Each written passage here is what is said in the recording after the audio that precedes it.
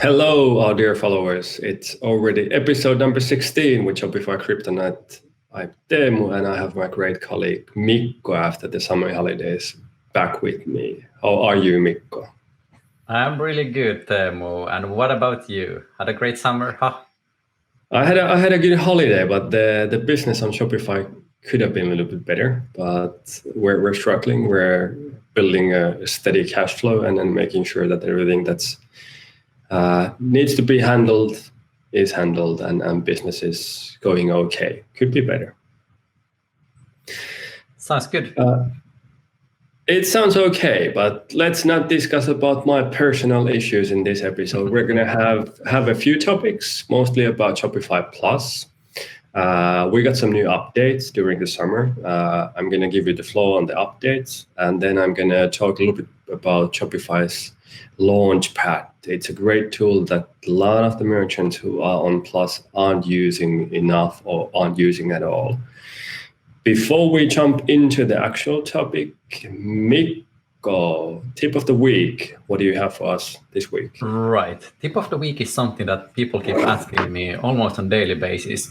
During the summer, or actually already during the spring, depending on the store, there were some changes when you look at the orders, how the orders are actually like managed. And if you are looking at a precise person who has ordered from your Shopify store, now it looks visually a bit different. And this is all on like Shopify's roadmap to provide you more data of every single purchase who have happened in your store, and you would understand that what was the conversion source, what's going on. So my recommendation is that if you haven't yet looked, open one of your most recent orders, click that order once, and then look at the person who has made the order, so that then you will see this whole new visual layout.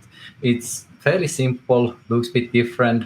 There are pros and cons, but I definitely understand why that has been done. And then hoping for the future that Shopify would be able to understand more data or provide more data for the merchants. So it would be really nice to look at one of my top clients and see what kind of data there is gathered and what can I actually learn from the client just by looking at the file of that person. So we are definitely heading to that direction, and now curious to see what there will be added still later this year.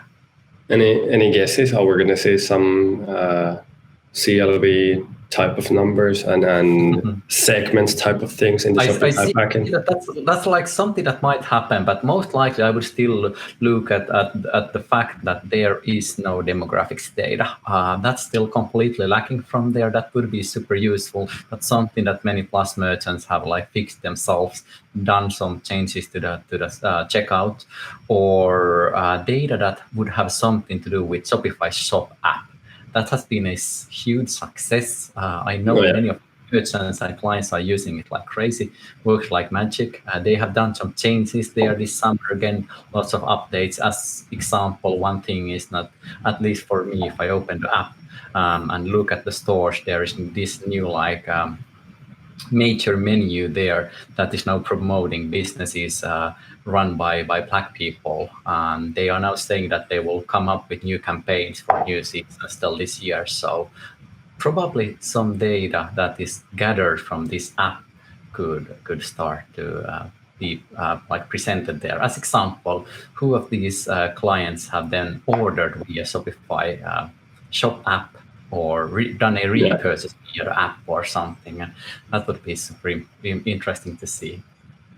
And it looks like that the customers who make purchases, they're kind of willing to give out the information. I've been using a post-purchase upsell app, which is kind of simple, that the checkout page is off limits in Shopify, but the thank you page isn't. So you can do post-purchase upsells. I haven't received that many upsell purchases, but almost all of the customers who are buying from my shops are willing to give out their birthday, and I can then save that information in Klaviyo and have really kind of personalized emails coming out or sent to the customers on the exact moment, like free product, really good special campaign only for you. But it's like, in a way, I first figured that most of the customers don't want to give out any information, but apparently they do.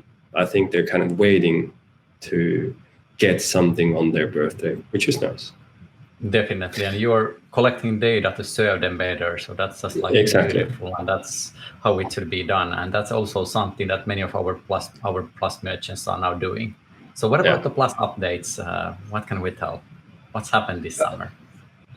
There was a lot of things. I was kind of expecting that I'm going to be the one who's going to be asking the question and asking about the analytics from you. Feel free at any time. Shoot. I think you've already said it, and you used it with many of our customers, many of our Plus customers. So how do the analytics, how do the reporting on Plus look at the moment? Right.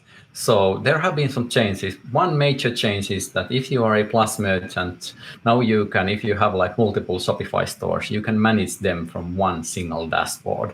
That's like probably the biggest change in Shopify's history when looking at like cross-border commerce. So that's huge. And that's something that not too many are familiar with. So that requires some attention, and especially if you have like a growing business, lots of countries, separate store for specific market areas or countries, that will help you out. But that's something that you have to just like learn by doing, trying it out, trying to understand it. And that's also one thing that they will still develop further based on the feedback. Then the second thing that every single Shopify Plus merchant notices, if they only have the time and the attention, is to jump to that analytics and reports tab.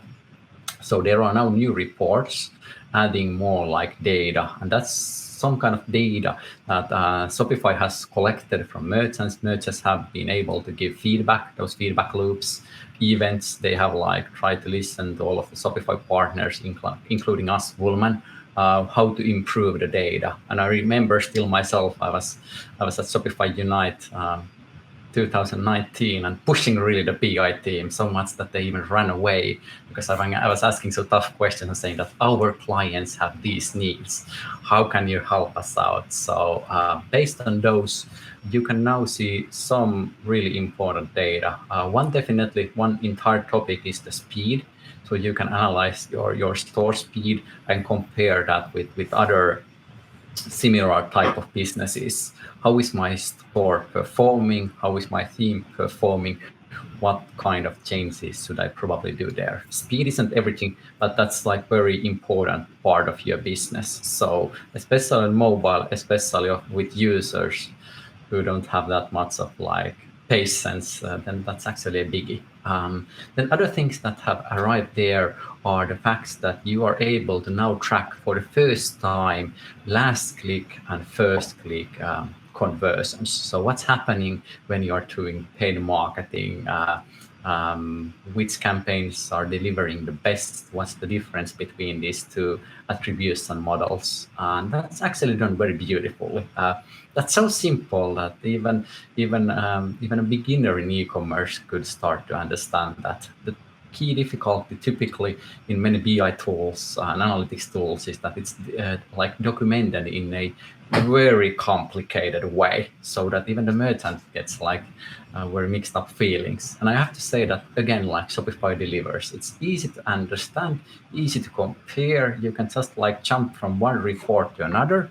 And based on that, our merchants have had the ease to make better decisions. They have thought that, okay, this Facebook campaign isn't delivering, or I'm somewhat confused with these attribution models. And then you can simply just have a check there, look at the situation, and then make the call, where should I invest my marketing budget? So just beautiful. If I could wish something, I would love to have more visual data there. It's very simplistic tables, nothing more, but that's something that I would definitely love to see more there. But overall, very good update. And the sad fact is that the majority of Shopify Plus merchants aren't aware of this. Shopify has not highlighted this in their blog or anywhere, so now you learn it from us. Feel free, explore, try out the tool, and then let us know how you feel about that. Perfect, thank you. I think the simplicity and the easiness is always a good thing. Like you and I, we've seen a lot of, I don't know if you can call them BI tools, but we've seen now at least 3 or 4 different kind of analytics and reporting tools, and they've been all awesome. I think the only thing that I fear when somebody starts using those tools is that you get too much information. When you plug in Shopify, you plug in Facebook Business Manager, you plug in your Google Ads account, you plug in your Klaviyo, and you get all the data. I think you get too much. Like if you haven't been that data driven before, how the hell you can kind of adapt and pick the vital information first and then gradually kind of learn to know the data. I think Shopify is doing it correctly, and then most likely Shopify won't do the reporting completely on its own. We're going to need to have these third-party reporting and analytics tools because we need to plug in different sources of information. Like I mentioned, the Facebook Business Manager or Google Ads account or the Klaviyo. Shopify integrates really well in all of those, but I don't think that they're going to do the hosting of the reporting from those data sources. We might see probably some kind of compliance issues, I don't know. But anyway, it's good that Shopify is progressing also on that side. Definitely. And Teemu, you actually nailed it, because the thing there is that for the majority, it easily gets all too much. It's like overwhelming, too much data. What should I make? And then I want to point out something that is very important is that when you look at our like Shopify Plus clients, they have teams in e-commerce. So there might be the manager, there might be the merchant who has like lots of time and focus on the data. But then there are also people who don't have the time to invest to like dig this data. They want to have it like quick and dirty, the basic answer to my question. And for those, Shopify is doing like just like a tremendous job.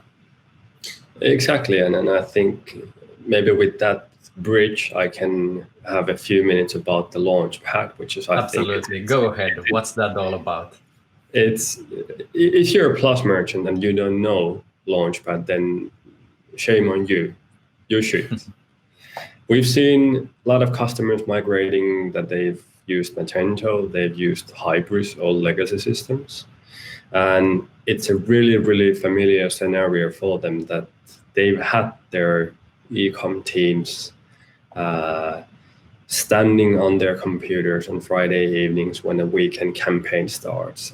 They've been waking up in the middle of the night after the weekend to turn the campaigns off. With Shopify and with the Launchpad, you don't have to. I think Launchpad, as simple as it is, it's unbelievably great in hosting campaigns, product launches, bigger events. And it's so simple how you can you don't need to have anyone teaching you how to use it. You can do 3 different things. You can decide new product launches. They don't have to be new products, but you can decide with the Launchpad when certain products or collections are going to be published on the exact second. That's first. Then you can decide about pricing. If you want to do discounts on certain products or categories, then you can choose.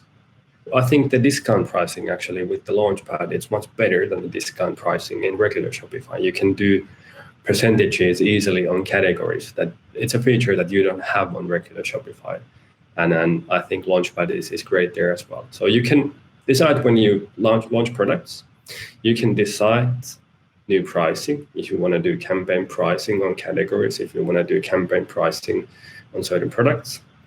And then you can decide if you want to have a new theme published on the exact second that you're going to get the new products and or the new prices live.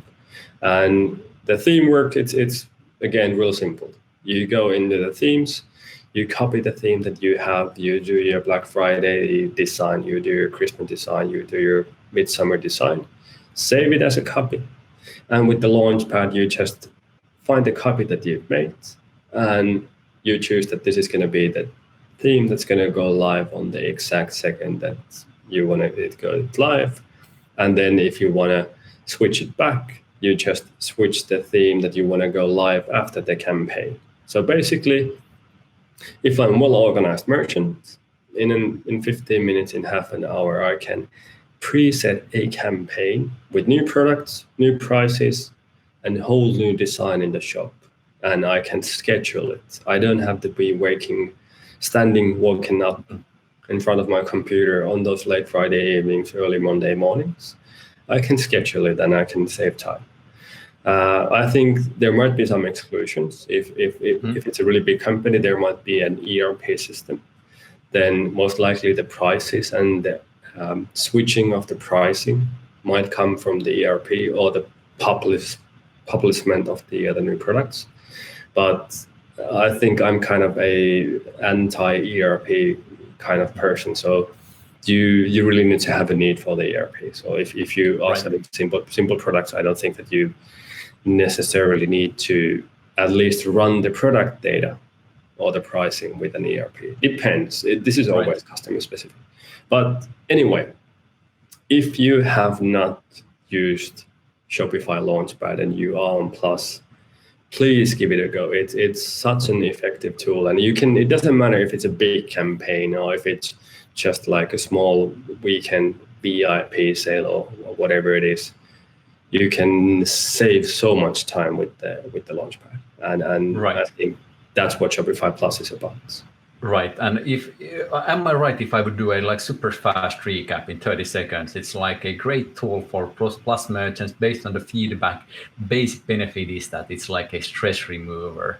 You are able to plan your work a bit better. You're able to run campaigns, and based on the feedback we received, it's nice to try that out for a smaller campaign first when you feel comfortable, and then you can run it out for a bigger one. The only thing that we are still looking for, or something that you should notice, is that if you have several big campaigns going at the same time, then it might cause certain things. Your Shopify partner is your best buddy who will help you out and explain how to do it. But that happens also on Shopify platform, that when running multiple campaigns at the same time, then you should definitely ask a professional how to do it so that it doesn't cause any big damage.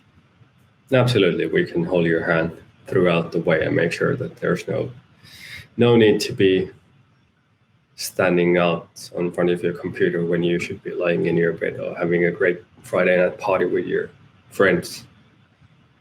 Maybe it's not a live party anymore with the COVID, but anyway, who cares? Right. I think we're done with episode number 16. It's always a surprise that what we're going to have in the next episode, but it's going to be something cool, something that you're going to always have. We're going to get something out of it. So stay tuned, and thank you for watching. Best of luck. Take care.